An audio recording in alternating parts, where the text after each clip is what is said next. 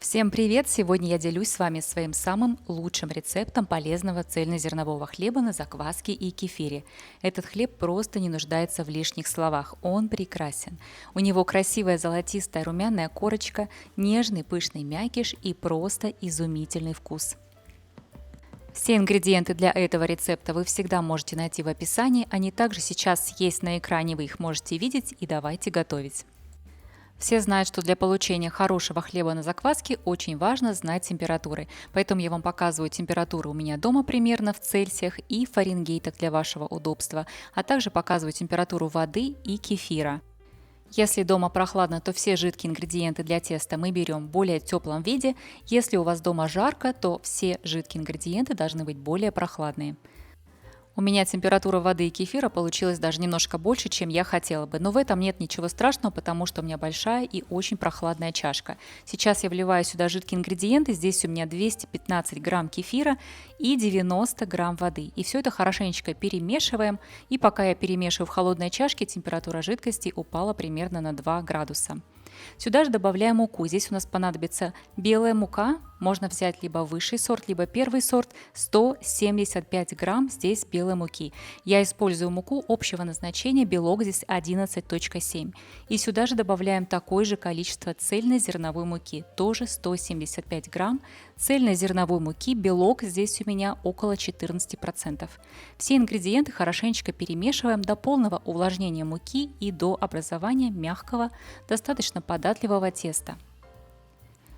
Благоприятные температуры ферментации этого теста 24-27 градусов по Цельсию или 75-80 примерно по Фаренгейту. На вымешивание теста у меня ушла буквально 1 минута. Тесто получается мягкое, рыхлое, податливое, к рукам совершенно не прилипает.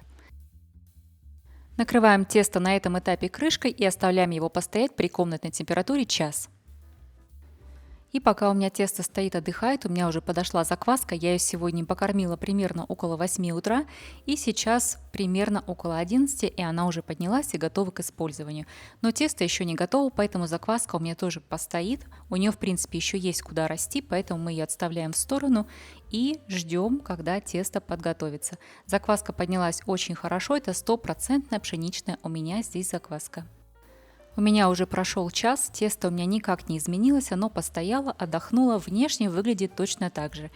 Закваска моя поднялась за это время еще выше, посмотрите, как она выглядит. У нее хорошая бугристая поверхность, она еще не начала опадать, у нее нет следов сползания, и она абсолютно сейчас находится на пике. Здесь закваски нам понадобится 70 грамм.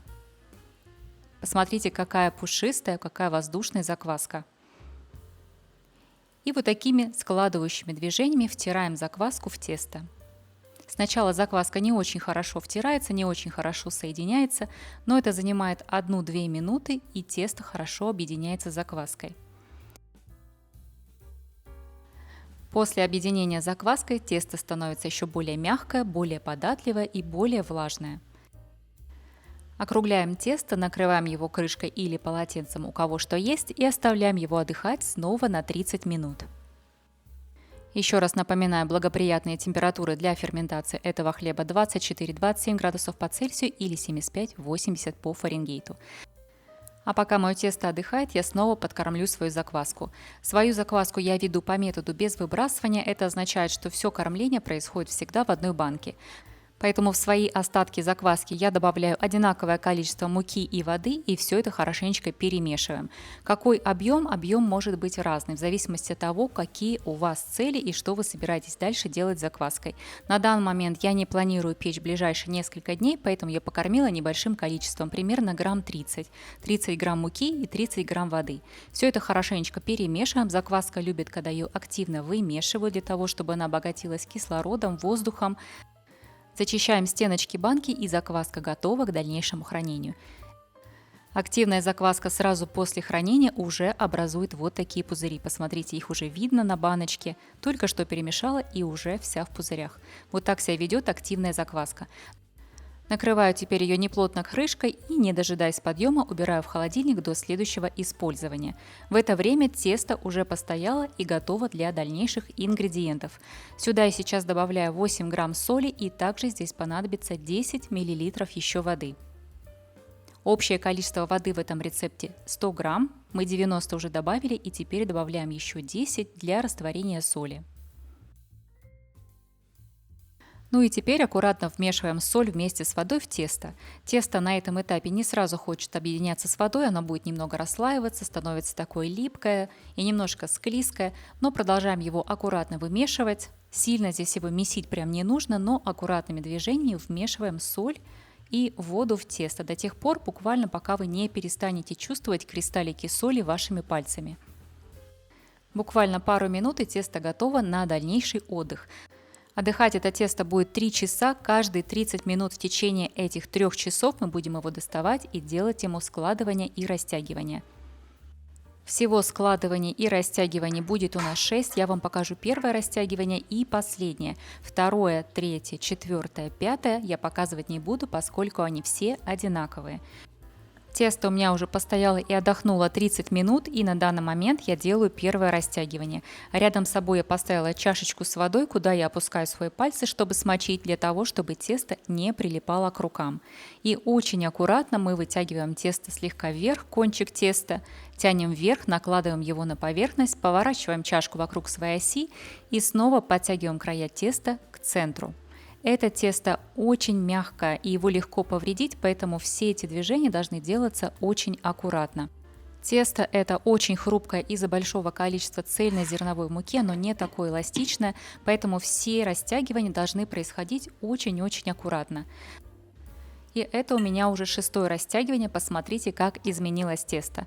Оно стало более податливое, более пушистое, оно уже тянется получше, но при этом не так сильно, как пшеничное тесто, но у него уже есть структура, у него есть текстура, и посмотрите, какое оно стало пушистенькое. Повторяем все те же самые движения, смачиваем пальцы, подтягиваем края теста вверх и скрепляем их в центре. Тесто не сильно тянется, но вот насколько тянется, настолько тянем очень аккуратно. После 6-го растягивания тесто снова будет отдыхать и лежать до подъема на 70%. Для этого я его приложу в маленькую стеклянную чашку, для того, чтобы мне видеть было хорошо подъем. Чашку я смочила водой и перекладываю туда тесто. Чтобы визуально хорошо видеть, насколько поднимается тесто, я еще раз повторю, что подняться оно должно на 70%. На данный момент я помечу фломастером его уровень. Это у нас будет 100%, поэтому 70% будет где-то вот в середине. Вот до этой линии я буду ждать, пока не поднимется тесто. Теперь накрою тесто пленкой и убираю его в теплое место. Температуру ферментации я показала благоприятные до тех пор, пока оно не поднимется в объеме на 70%. У меня этот процесс занял примерно 3 часа.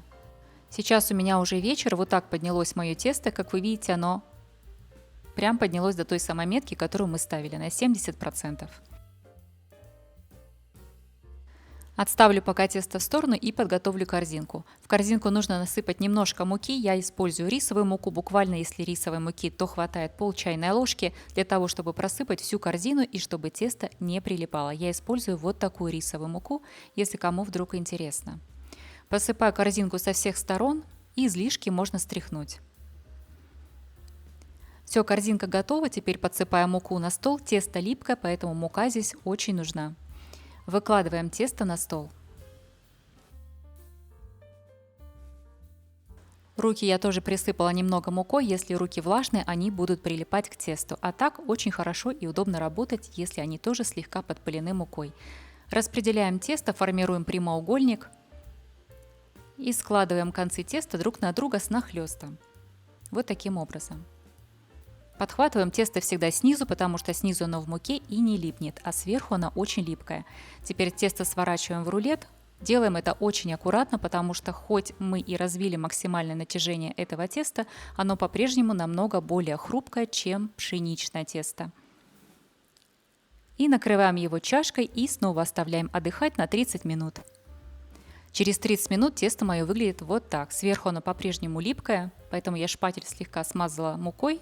Снова присыпаю муку, переворачиваю тесто. Еще раз повторюсь, что это тесто не очень эластично, и поэтому второе скручивание оно не выдержит. Складываем его следующим образом. Вниз я подкладываю ладони под тесто и как бы смыкаю только концы. Все, концы соединились, они липкие, друг к другу хорошо прилипли. Затем разворачиваем тесто в другую сторону и снова смыкаем концы. Концы снова прилипают, теперь я придерживаю центр, чтобы он не разошелся, и в это время другой рукой склеиваю все оставшиеся открытые швы. Прохожусь по булочке со всех сторон и защипываю все швы со всех сторон.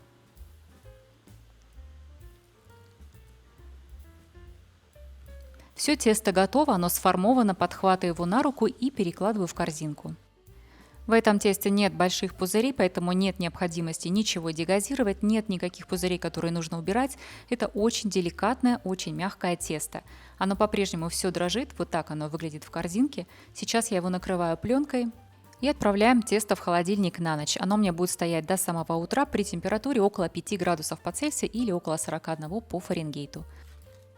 Сейчас у меня уже раннее утро, тесто у меня постояло в холодильнике, оно холодное, и я его выкладываю на пергаментную бумагу. В это время моя кастрюля уже разогревается с духовкой вместе до температуры 250 градусов по Цельсию или 482 по Фаренгейту. Кастрюля стоит уже внутри, и она уже практически нагрелась и горячая.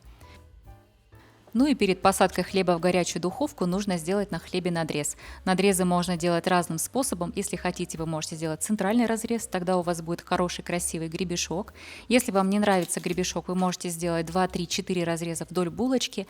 Я же сегодня решила сделать красивый надрез, узорный в виде листика, листочка. Надрезы я уже закончила, кастрюля у меня очень горячая и подготовлена. Я ее только что достала из духовки и быстро опускаю свой хлеб в горячую кастрюлю. Хлеб я предварительно слегка сбрызнула водой.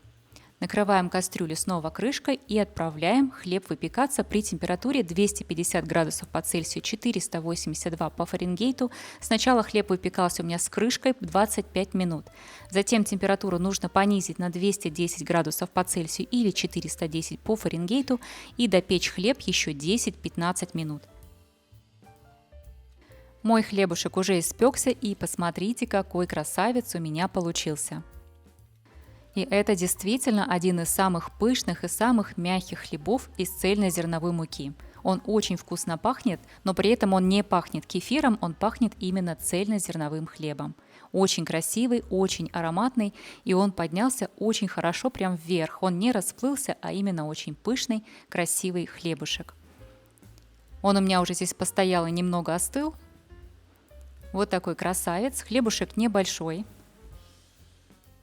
Хлеб хорошо пропекся, у него красивый верх, золотистый, все ровное. Донышко тоже очень хорошо запеклось, нет ничего лишнего, абсолютно хороший, красивый, румяный хлебушек. И давайте его взвесим и посмотрим, сколько он по весу.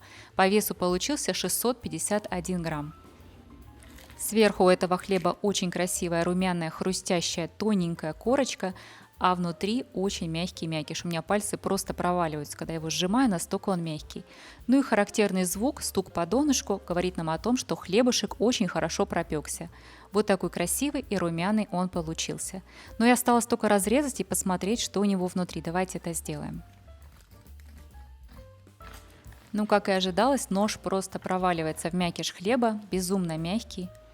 И давайте посмотрим в разрезе. Посмотрите, какой у него красивый, равномерный мякиш. Равномерно распределенные поры по всему хлебу говорит о очень хорошей ферментации. И посмотрите еще раз, какой он мягкий.